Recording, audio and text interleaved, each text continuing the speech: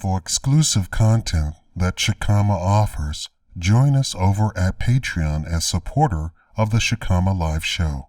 That's video content you won't see on YouTube that can help you grow and maintain your wealth, financial education wrapped up in plain English, and video series of interesting and thought-provoking topics.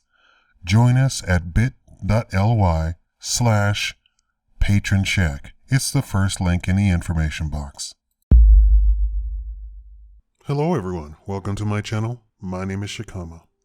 Today I'm gonna go off a little bit and give you an opinion based on this little story here. This is a what would you do type of story. My father excluded my siblings from his will. Should I give them money? Dear moneyologist, this is not addressed to me, this is addressed to Market Watch. Dear moneyologist, my father died last year and left his estate to me. Our mother died a few years ago and I lived close by. My other two siblings visited just as often and were there for him too, but they had more strained relationships with our father. Notice that. They had more strained relationships with our father. He was very controlling, argumentative, and unforgiving. At the best of times. My brother is gay and my father could never come to terms with that.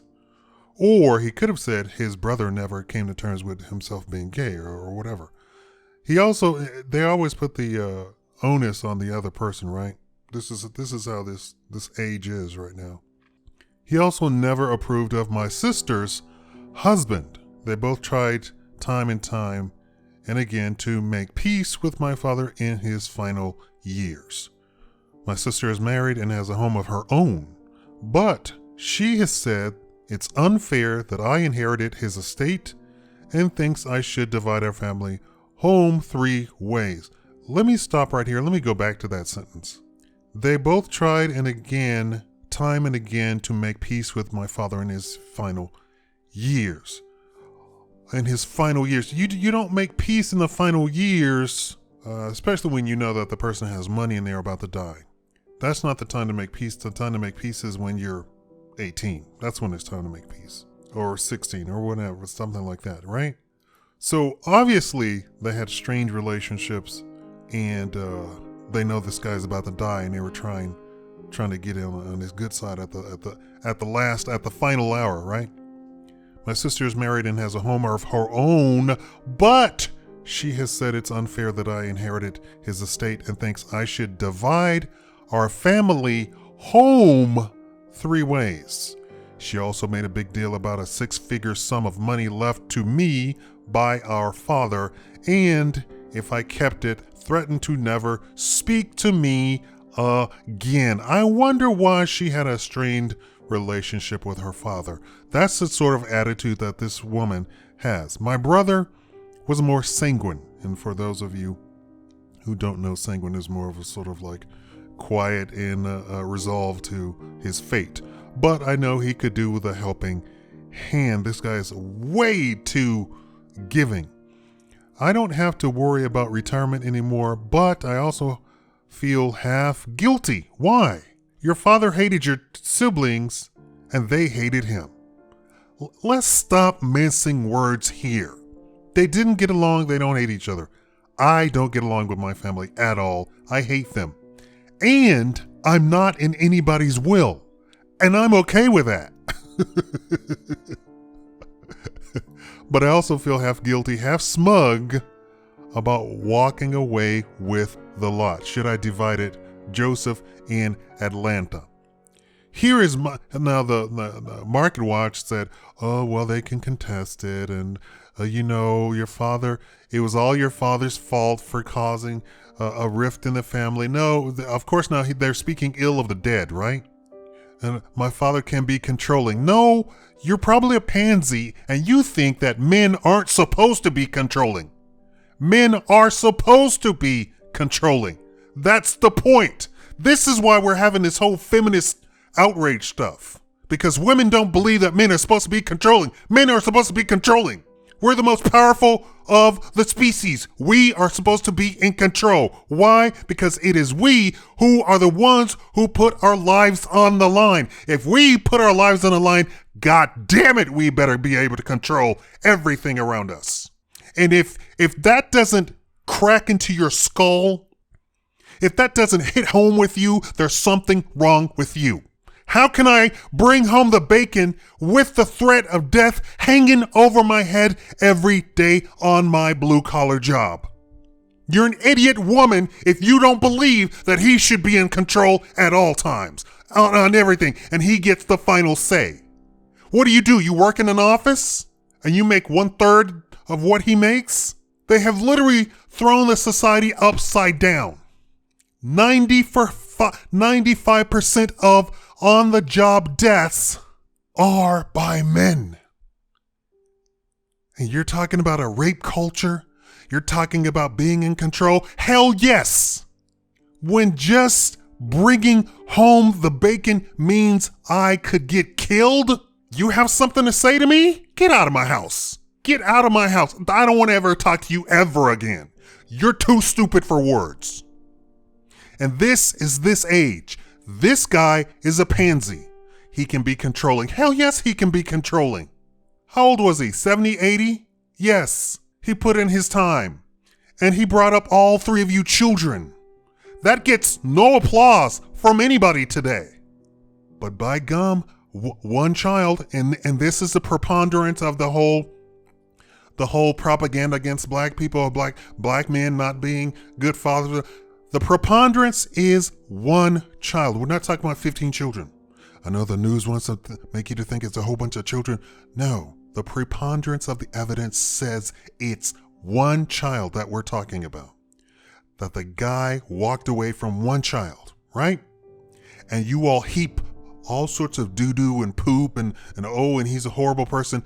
But we don't take a look.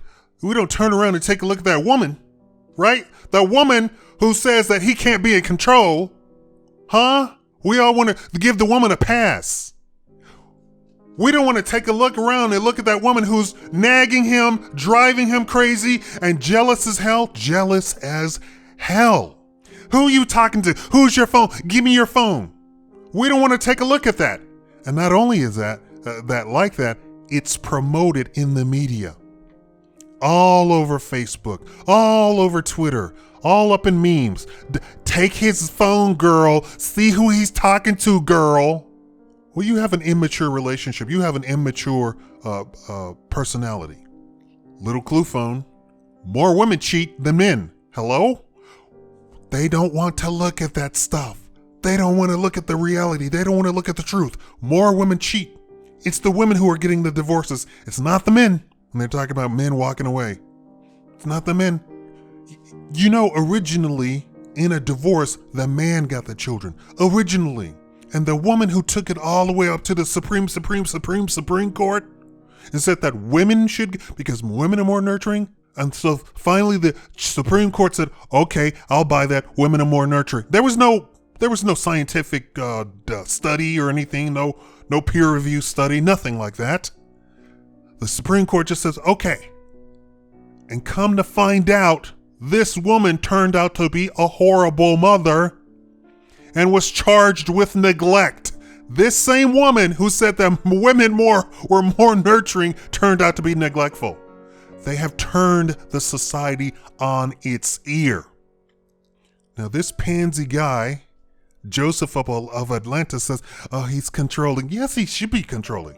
And you should be controlling. And you should tell your sister, who's obviously does not have the right attitude whatsoever. She's already got a home, but she wants you to divide up the home. Here's the deal. The whole point of getting married is to have children. And the whole point of children being a product of marriage is inheritance. Now, ostensibly, here's the reality. Children die.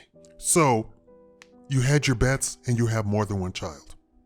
And whoever survives, that's who gets the inheritance. Now, it's normally the firstborn. Now, if you have like a prodigal son that says, screw you, dad, I don't want to listen to you, you're too controlling, you're not the boss of me, I'm going to leave. right? Then the inheritance passes on to the sane child that goes, yes, you're the father. I should obey you because you brought me into this world. I know women always say that, I brought you to this world. No, actually the man brought you to this world. Without the man, nothing would have happened. You would have just been sitting there. If we're going to go a visual blow by blow of how that happens, technically the man brought you into this world. If you get my drift. Now, this age where children don't die left and right, which is why the age statistics of how long people live, longevity, keeps rising, is simply because we are making strides in infants and children staying alive into adulthood.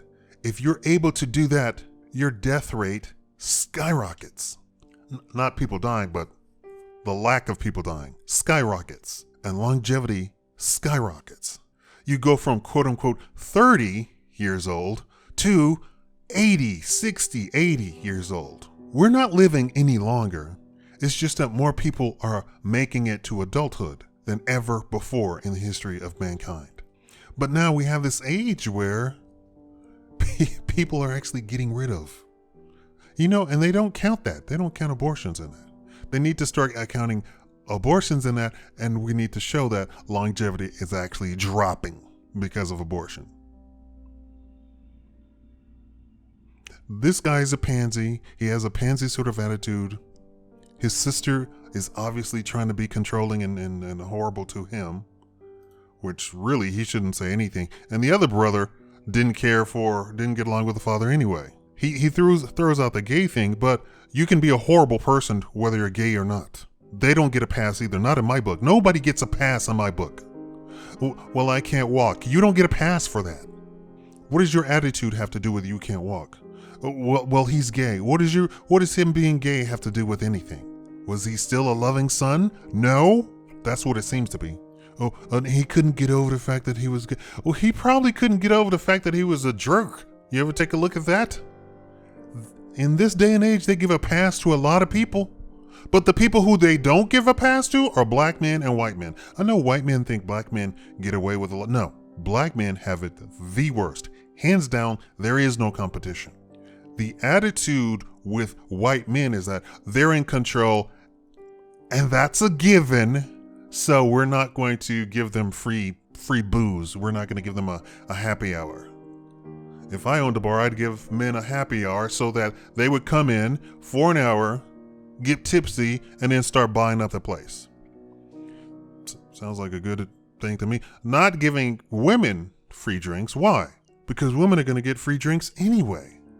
Why in the heck would I encourage that? Women come in with their hand out anyway. And if I pack in a house full of men, the women are good. This is the day of free love, right? This is the age of free love.